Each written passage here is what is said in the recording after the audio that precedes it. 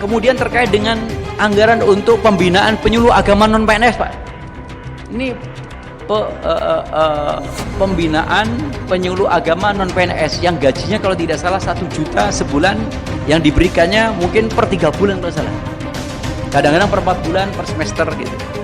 Ini saya melihat pembinaannya juga tidak ada, Pak. Dananya tidak ada.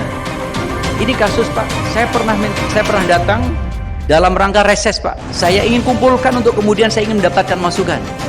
Saya dibebani untuk kemudian transportasi mereka pulang pergi.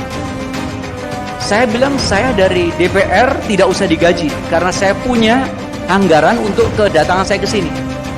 Kementerian Agama silahkan dan seterusnya, tapi kemudian tidak terjadi, Pak. Ini prihatin saya ini.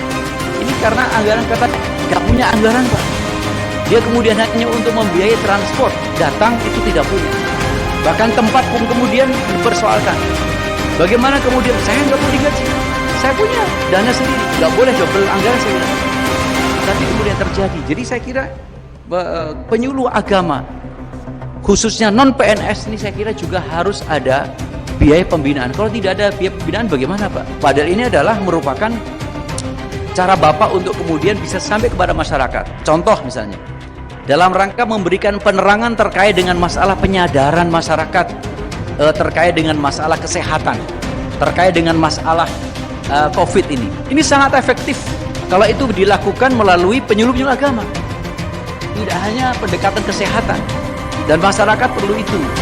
Dan basisnya mereka adalah per desa, per kecamatan, per kecamatan hanya ada 5 beberapa orang. Dan kami mengusulkan kalau bisa memang per desa 1 sekurang-kurangnya, Pak. Itu kemudian ditambah. Polisi saja per desa ada 1, tentara saja per desa Babinsa ada 1. Maksud penyuluh agama yang lebih besar dari itu semuanya tidak ada satupun. Saya kira ini juga perlu, Pak, aspek ini. Nah, ini Pak Dirjen sekaligus kami endorse, Pak, dalam konteks ini. Jadi supaya ada pembinaan.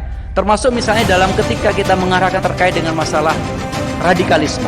Ini juga saya kira sangat efektif melalui mereka. Jadi tidak bisa kemudian dilakukan dengan serta-merta.